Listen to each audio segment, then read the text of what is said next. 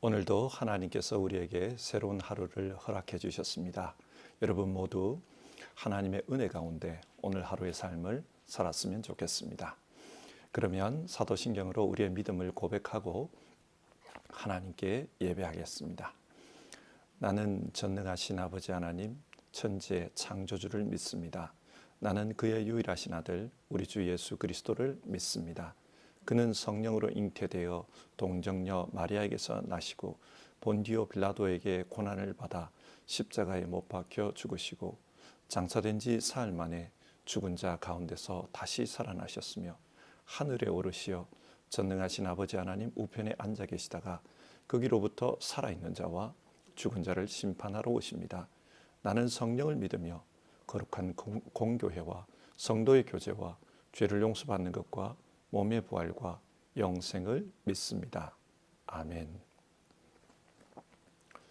오늘 아침에 살펴보실 하나님의 말씀은 창세기 15장의 말씀입니다.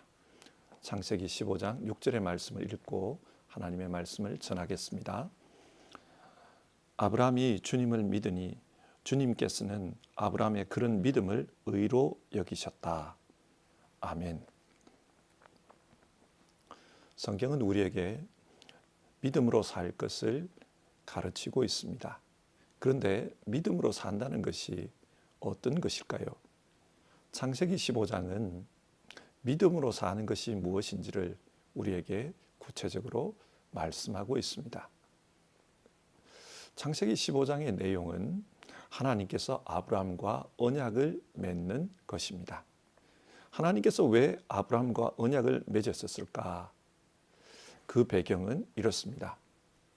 창세기 15장 1절 이런 일들이 일어난 뒤에, 이런 일들이란 아브라함이 조카 롯을 메소포타미아 연합군으로부터 구한 일입니다. 롯이 전쟁 포로로 잡혀가고 있었는데 아브라함이 따라가서 기습 공격을 해서 구해왔습니다. 그때 아브라함은 두려웠습니다. 메소포타미아 군대가 보복하기 위해 쫓아올 수 있다, 그렇게 생각했기 때문입니다. 그렇지 않겠습니까? 메소포타미아 군대 입장에서 생각해 보면 얼마나 자존심이 상하는 일입니까? 듣도 보도 못한 그런 무리에게 기습을 당해서 그 강한 군대가 완전히 괴멸되어 버렸습니다. 이렇게 아브라함이 두려워하고 있을 때 하나님께서 나타나 말씀하십니다. 아브라함아, 두려워하지 말아라. 하나님께서 두려워하지 말라고 하십니다. 왜 두려워하지 말라고 하십니까? 나는 너의 방패다. 하나님께서 지켜주시겠다는 말씀입니다. 하나님께서 아브라함의 방패가 되어 그를 지켜주시겠다고 약속하십니다. 그러면서 이런 말씀도 하십니다. 네가 받을 보상이 매우 크다. 하나님께서 아브라함에게 큰 복을 내려주시겠다는 것입니다. 이 말씀을 듣고 아브라함이 어떻게 반응합니까? 주 나의 하나님, 주님께서 저에게 무엇을 주시렵니까? 저에게는 자식이 아직 없습니다. 저의 재산을 상속받을 자식이라고는 다마스쿠스 녀석 엘리에셀 뿐입니다. 창세기 12장에서 하나님께서 아브라함을 부르실 때 세 가지 복을 약속하셨습니다. 네가 복의 근원이 될 것이다. 너는 큰 민족을 이룰 것이다. 내가 너에게 땅을 주겠다. 그런데 그중 어느 하나도 지금까지 이루어진 것이 없습니다. 그런데 하나님께서 또 큰 복을 주시겠다고 말씀하고 있습니다. 그래서 아브라함이 하는 말이 하나님께서 저에게 큰 복을 주셔도 그 복을 상속받을 사람이 저에게는 없습니다. 그 모든 복은 결국 내가 기른 종, 나의 집에서 태어나 내가 기른 종 엘리에셀에게 돌아갈 것입니다. 그렇게 말합니다. 이 말씀을 듣고 하나님은 엘리에셀은 너의 상속자가 아니라고 합니다.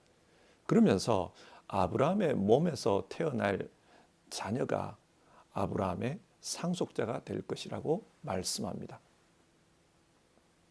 하나님은 아브라함을 텐트 밖으로 나가서 하늘을 보라고 하십니다. 하늘에 있는 수많은 그 별들을 보며 너의 후손이 그 별처럼 많아질 것이다. 그렇게 말씀하십니다. 이 말씀을 듣고 아브라함은 하나님을 믿었습니다. 그리고 하나님은 이런 아브라함의 믿음을 보시고 의롭다 여기셨습니다. 하나님께서 또 말씀하십니다. 내가 너에게 땅을 주겠다. 그 땅은 가나안 땅이었습니다. 그때 아브라함이 질문합니다. 하나님께서 그 땅을 제게 주실 것이라는 것을 제가 어떻게 알 수 있습니까? 증거를 요구한 것입니다. 지금까지 아브라함은 고향을 떠나 10여 년의 시간이 흘렀지만 아직 어떠한 땅도 차지하지 못했습니다. 그런데 땅을 주시겠다고 하니까 하나님께서 땅을 주신다는 증거가 무엇입니까? 그렇게 말한 것입니다. 그러자 하나님은 증거로 무엇을 이야기하십니까? 아브라함에게 짐승을 취해서 그 짐승을 죽이고 잡아서 몸통 가운데를 쪼개라고 합니다. 그리고 그 제물을 서로 마주보게 차려 놓으라고 했습니다. 아브라함은 이것이 무엇을 의미하는지 잘 알았습니다. 이것은 언약 예식입니다. 아브라함이 살 당시 중동에서는 개인과 개인 혹은 나라와 나라 사이에 중요한 계약을 맺을 때 이런 언약식을 거행했습니다. 언약식은 짐승을 잡아서 반으로 쪼갭니다. 그리고 계약 당사자들이 그 제물 사이로 지나가는 것입니다. 이것이 의미하는 것은 누구든지 이 계약을 어기면 이 짐승과 같이 된다는 것입니다. 아브라함은 이 언약식의 의미를 잘 알고 있었기 때문에 하나님의 뜻을 이해하고 시키는 대로 언약식을 준비했습니다. 그런데 해가 질 때까지 하나님께서 나타나지 않았습니다. 대신에 하나님은 그 해가 질 무렵 아브라함을 깊이 잠들게 만드십니다. 아브라함은 잠중에 깊은 어둠과 공포에 짓눌렸다고 합니다. 그런 가운데 하나님께서 말씀하십니다. 너의 후손이 400년 동안 이집트에서 종살이를 할 것이다. 그리고 크게 창대하게 되어서 이 땅으로 돌아올 것이다. 그때 이 땅이 너의 후손에게 주어질 것이다. 그런 말씀을 하셨습니다. 그러면서 하나님은 아브라함 너는 이 땅에서 장수하다가 평안히 죽을 것이라고 했습니다. 이런 말씀이 있은 후 하나의 횃불이 나타나더니 그 쪼개놓은 희생 제물 사이로 지나갔습니다. 그리고 그 제물을 불살랐습니다. 이것은 하나님께서 홀로 그 제물 사이로 지나갔다는 의미입니다. 여러분, 이 말씀이 무엇을 의미합니까? 보통의 언약식은 계약 당사자가 함께 지나갑니다. 그러나 그날 하나님은 홀로 지나가셨습니다.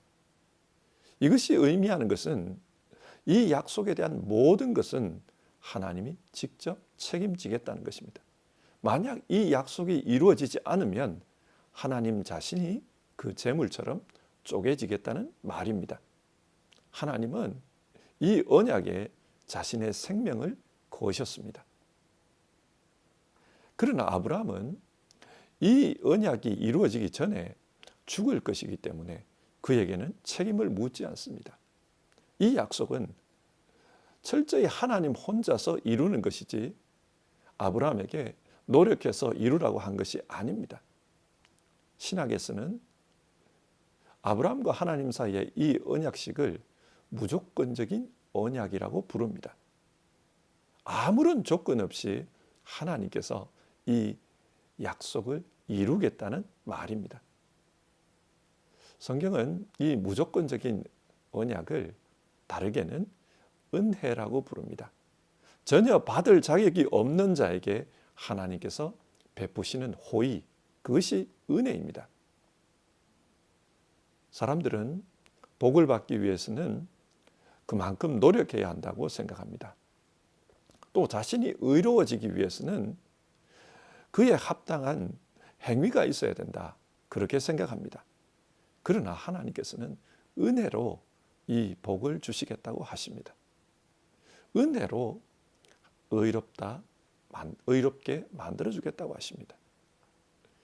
대신에 이 언약을 이루기 위해서 하나님 자신이 쪼개어지겠다. 그것을 이 언약식을 통해 약속한 것입니다. 여러분, 우리가 믿는 하나님은 어떤 분입니까? 하나님은 우리의 복을 위해 하나님 자신의 생명을 거셨습니다. 그리고 실제로 하나님의 독생자 예수님께서 십자가에서 자기 생명을 내놓으셨습니다. 뿐만 아니라 성령 하나님께서 이 약속의 담보로 자기 자신을 우리에게 내주셨습니다. 하나님이 주시는 하나님의 복은 하나님께서 생명을 걸고 하신 약속입니다. 자, 그러면 이 복이 무엇입니까? 이 복은 영생입니다. 이 복은 하나님의 나라입니다. 하나님은 이 복에 대한 그림을 지금 창세기 15장에서 아브라함을 통해 미리 보여주는 것입니다. 그리고 이 복을 받는 비결은 단 하나, 믿음입니다.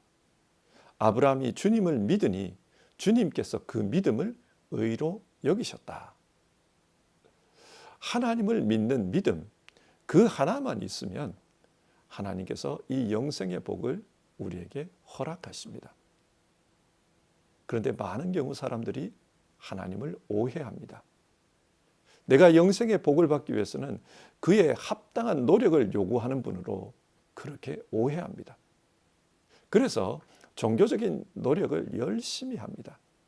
그러면 보상이 있을 것이라고 생각합니다. 그러나 이것은 하나님에 대한 믿음이 아닙니다. 예를 들어 바리새파 사람들을 생각해 봅시다. 그들은 정말 열심히 노력했습니다. 율법대로 살려고 노력했습니다.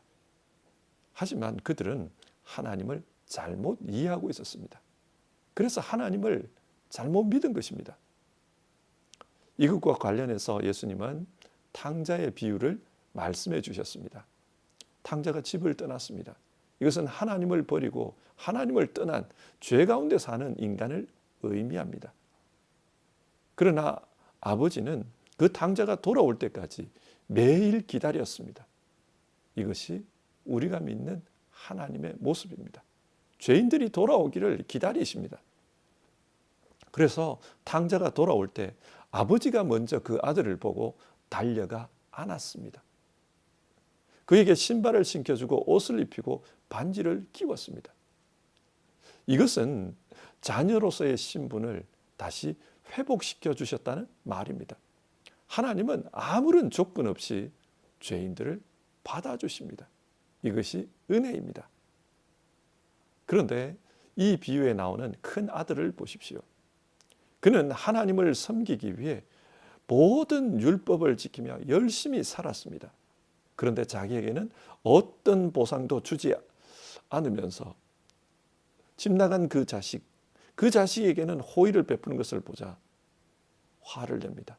나는 지금까지 열심히 아버지를 섬겼는데 나를 위해서는 염소 새끼 한 마리도 주지 않으셨습니다. 하나님은 자기를 위해서는 어떤 은혜도 허락하지 않았다는 것입니다. 무슨 말입니까? 율법대로 살던 사람, 그 사람들이 보기에는 하나님은 무서운 분이었습니다. 그래서 경외해야만 했습니다. 하나님은 종처럼 자신을 섬기라고 강요하는 분으로 이해했습니다. 만약 그렇지 않으면 저주를 내린다, 공포를 놓는 분처럼 생각했습니다. 이 큰 아들은 바리새파 사람들과 같은 그런 신앙인을 상징합니다. 그들은 하나님을 잘못 이해했습니다. 그러나 예수님은 하나님이 어떤 분이라고 말씀합니까? 탕자의 아버지입니다.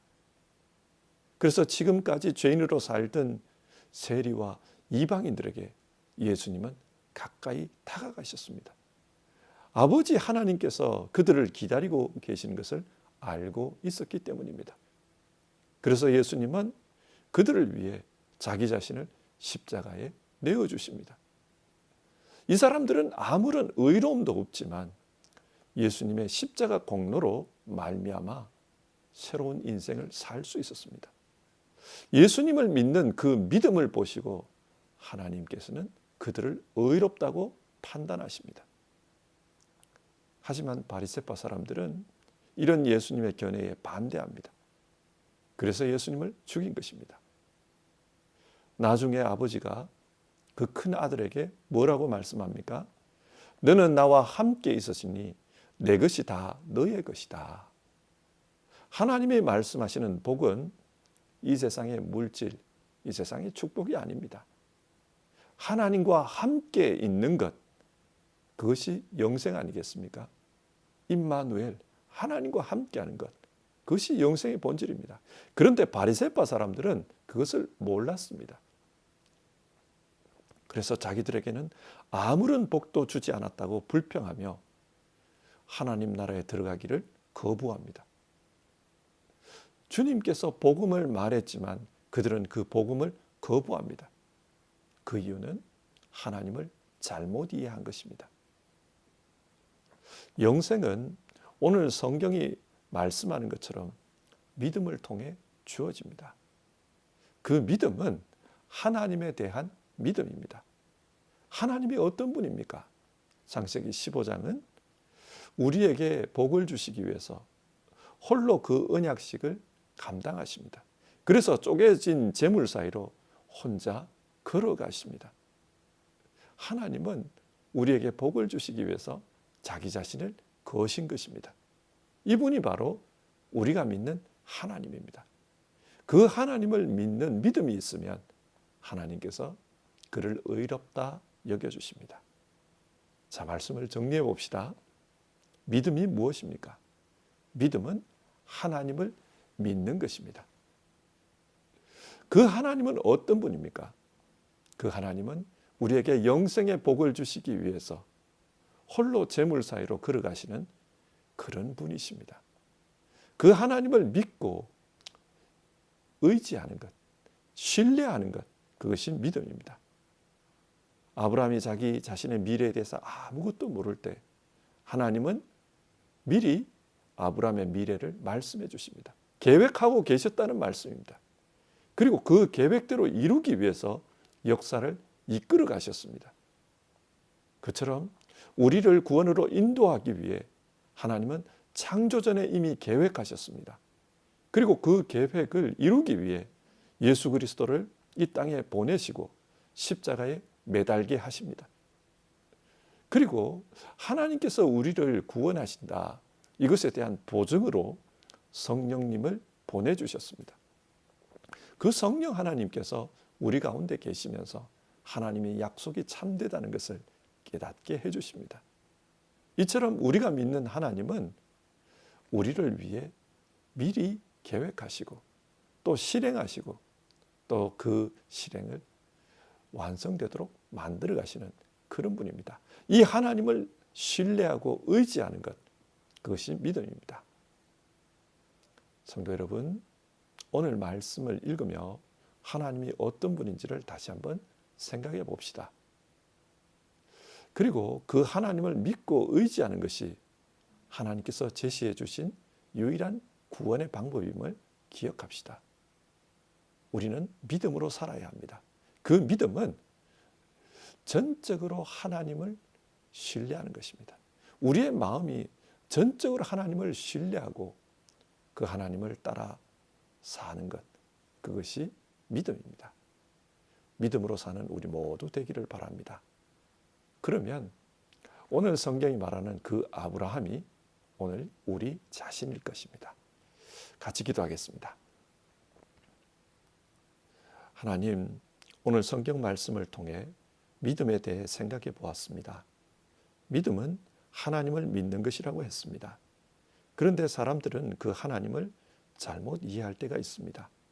성경이 말씀하시는 하나님은 예수 그리스도를 통해 우리에게 나타나셨고 지금도 성령을 통해 우리 가운데 역사하시는 분이십니다.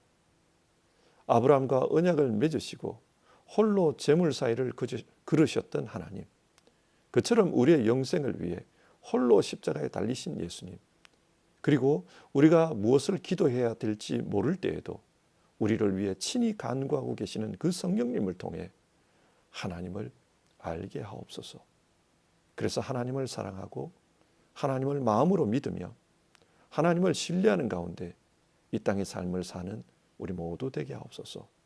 주님, 우리의 믿음을 다시 한번 돌아볼 때 믿음의 복이 모든 성도님들에게 주어지게 하옵소서. 특별히 어려움 가운데 있는 분들 기억하시고 그 어려움 속에서도 믿음이 흔들리지 않도록 주님께서 믿음을 더해 주시옵소서. 이 모든 말씀 우리의 주님 되시는 예수님 이름으로 기도드립니다. 아멘. 오늘 하루도 믿음으로 사는 우리 모두 되기를 바랍니다. 그러면 주님께서 가르쳐 주신 기도로 아침 예배를 마치겠습니다. 하늘에 계신 우리 아버지, 아버지의 이름을 거룩하게 하시며 아버지의 나라가 오게 하시며 아버지의 뜻이 하늘에서와 같이 땅에서도 이루어지게 하소서. 오늘 우리에게 일용할 양식을 주시고 우리가 우리에게 잘못한 사람을 용서하여 준 것 같이 우리 죄를 용서하여 주시고 우리를 시험에 빠지지 않게 하시고 악에서 구하소서. 나라와 권능과 영광이 영원히 아버지의 것입니다. 아멘.